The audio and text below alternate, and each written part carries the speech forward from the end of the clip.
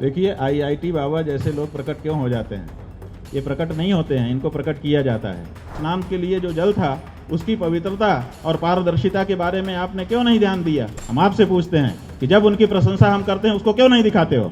अगर हिंदू मुसलमान के हितैषी होते तो हिंदू और मुसलमानों की दिशा कुछ और होती। और जल्दी ही उनको नोटिस भेजने वाले हैं कि क्यों ना आपको हिंदू धर्म से बहिष्कृत कर दिया जाए। सुनो तो भैया, आपको बहुत जल्दी है, हम बता भी तो दें। देखिए, आईआईटी बाबा जैसे लोग प्रकट क्यों हो जाते हैं? ये प्रकट नहीं होते हैं, इनको प्रकट किया जाता है। और प्रकट क्यों किया जाता है? ताकि जो मूल मुद्दे हैं उनसे ध्यान भटका दिया जाए। तो मूल मुद्दों से ध्यान भटकाने के लिए ऐसे जाने कितने रिछारिया, जाने कितने आईआईटी वाले बाबा, जाने कितने प्रकट होते रहे हैं और होते रहेंगे।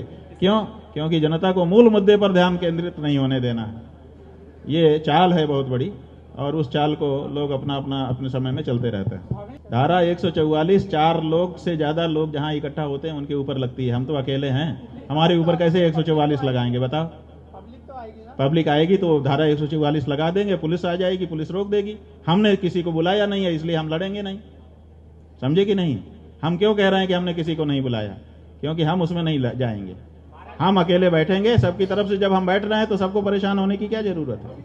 देखिए, हम जब प्रयाग गए थे तो वहां पर आप पत्रकार बंधुओं ने हमसे पूछा था शुरू में ही, एकदम आरंभ में, कि आप यहाँ की व्यवस्थाओं से और इससे संतुष्ट हैं कि नहीं। हमने कहा था कि देखिए, हम व्यवस्था के लिए यहाँ नहीं आते, यहाँ तो जितनी कम व्यवस्था रहे उतना ही हम समझते हैं कि हमारी तपस्या होगी। लेकिन एक चीज जरूर है, और वो हम सरकारों से चाहते हैं। उन्होंने पूछा कि वो क्या चाहते हैं आप? हमने कहा कि यहाँ जो लोग आएंगे उनके रहने खाने सोने की क्या व्यवस्था है वो तो वो जाने, लेकिन स्नान तो सब करेंगे गंगा यमुना की धारा में। तो स्नान के लिए जो जल धारा का आ रहा है, कम से कम उसमें मल जल मिला हुआ नहीं होना चाहिए, वो शुद्ध होना चाहिए। भौतिक दृष्टि से कम ये जिम्मेदारी सरकारों की है। और सुनो तो भैया, आपको बहुत जल्दी है, हम बता भी तो दें। तो हमने ये कहा था कि ये उनकी जिम्मेदारी है और इसमें सुनिश्चित करें। बाद में हमने माघ मेला के अधिकारी को लिख करके पत्र भी रिसीव कराया था कि आप प्रतिदिन कुछ घाटों का चयन कर लीजिए, वहां से सैंपलिंग कर दीजिए और लेबोरेटरी में रोज रोज जांच करा के उसको डिस्प्ले कर दीजिए, ताकि किसी के मन में ये शंका न रहे कि हम जिस जल में नहा रहे हैं वो सही है कि नहीं है। क्योंकि बाद में इस तरह की बातें उठाई जाती हैं। तो उन्होंने उस पत्र पर भी कोई संज्ञान नहीं लिया। कभी भी जांच करके कोई आंकड़ा पब्लिक को नहीं बताया गया। क्या ये वहां पर गए स्नानार्थियों का अधिकार नहीं था कि वो जान सकें कि हम किस तरह के जल में स्नान कर रहे हैं? लेकिन जब स्नान पूरा हो गया उसके बाद रिपोर्ट सार्वजनिक हुई और आपके सामने सब बात है। तो ये बात, इतना बड़ा आप आयोजन कर रहे थे, बहुत सारी दूसरी बात व्यवस्थाओं की बातें आप कर रहे थे, लेकिन स्नान के लिए जो जल था उसकी पवित्रता और पारदर्शिता के बारे में आपने क्यों नहीं ध्यान दिया? और क्यों ये बाद में हमको सुनने को मिला कि मल जल मिश्रित जल में हमको सबको स्नान करना पड़ा? तो ये तो बड़ा प्रश्न है ही है। ये रहे सदा के लिए अब तो बन गया। पहले ही इसके बारे में जब आपको स्वयं करना चाहिए था, नहीं किया था।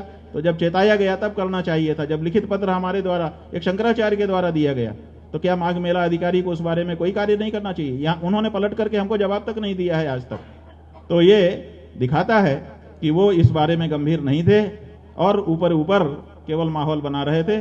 जो ग्राउंड पर काम किया जाना चाहिए था वो नहीं हुआ। देखिए, बात यह है कि बिल्कुल अच्छा काम किया उन्होंने, और जब उन्होंने अच्छा काम किया तो हमने कहा भी, लेकिन आपने कवर नहीं किया। हम आपसे पूछते हैं कि जब उनकी प्रशंसा हम करते हैं उसको क्यों नहीं दिखाते हो? जवाब दो। लेकिन वो नहीं दिखाओगे। जब हम कोई ऐसी बात बोलेंगे तो उसको बार बार दिखाओगे, बार बार दिखाओगे कि ये अमुक ने कहा। तो ये आपकी समस्या है, हमारी समस्या नहीं है। हम तो आईना है, तुम्हारा चेहरा अच्छा होगा तो हम अच्छा ही दिखाएंगे, और अगर उस पर गंदगी होगी तो हम गंदगी ही दिखाएंगे। डरेंगे नहीं कि तुम हमको फोड़ दोगे। हम आईना है। जब जिसने अच्छा किया हमने अच्छा कहा, और जब जिसने बुरा किया हम बुरा कह रहे हैं, और आगे भी यही हमारा स्वभाव रहने वाला है। देखिए, पॉलिटिकल पार्टी द्वारा हिंदू को निशाना बनाया जाना और हिंदू के पक्ष में खड़े होना दोनों राजनीति है। जो लोग हिंदू राजनीति करते हैं वो अपने आप को हिंदुओं के साथ खड़ा हुआ अपने आप को दिखाते हैं, और जो लोग हिंदू विरोधी राजनीति करते हैं, हिंदू विरुद्ध जो लोग हैं, उनके वोट पाना चाहते हैं, वो लोग अपने आप को हिंदू विरोध का बयान देते हैं। तो ये उनकी अपनी अपनी राजनीति है, इससे हमको क्या लेना देना है? सब जितने भी पॉलिटिकल लोग हैं, समस्या यह है कि जब अखिलेश यादव बोलेगा तो आप कहोगे कि ये हिंदू विरोध में बोल रहा है, लेकिन जब दूसरा बोलेगा जो हिंदू वाली बात, तो आप उसको राजनीति नहीं समझोगे। ये समस्या है। जबकि बोल दोनों राजनीति ही है। वो अपने सब लोग अपनी अपनी राजनीति की गोटी सेंक रहे हैं। कोई हिंदू का हितैषी नहीं है, कोई मुसलमान का हितैषी नहीं है। अगर हिंदू मुसलमान के हितैषी होते तो हिंदू और मुसलमानों की दिशा कुछ और होती। हिंदू आज अपनी माँ की हत्या के लिए तड़प ना रहा होता। अगर आप बताओ कौन सा ऐसा नेता है और कौन सी ऐसी पार्टी है 78 साल में जिसने राज किया और हिंदू भावना को समझा हो? नहीं समझा ना, तब ना आज हमको पीड़ा व्यक्त करनी पड़ रही है। तो ये कोई अभी तक हिंदुओं का आया नहीं है हितैषी, और कोई मुसलमानों का भी हितैषी नहीं आया। उनकी भी हालत वैसी ही है देश में। इसलिए ये जो लोग हिंदू और मुसलमान के हितैषी होने का दम्भ भरते हैं, उनके पक्ष में बयान देते हैं, ये सब धोखा दे रहे हैं उनको। सच्चाई यही है, चाहे वो कोई हो। देखिए, परम धर्म संसद के द्वारा ये प्रस्ताव पारित कर दिया गया है कि जो व्यक्ति गौ हत्या से प्रत्यक्ष या अप्रत्यक्ष रूप से जुड़ा हुआ है वो हिंदू नहीं हो सकता। इसलिए हिंदू जैसा नाम अगर किसी ऐसे व्यक्ति का है जो बूचड़खाना आदि चला रहा है या गौ मांस का व्यापार कर रहा है, बिल्कुल वो हिंदू नहीं हो सकता है। और उसके बारे में हम लोग जांच करा रहे हैं और जल्दी ही उनको नोटिस भेजने वाले हैं कि क्यों ना आपको हिंदू धर्म से बहिष्कृत कर दिया जाए। आप बताइए कि आप हिंदू नाम किस कारण से रखे हुए हैं जबकि आप हिंदू काम नहीं कर रहे हैं।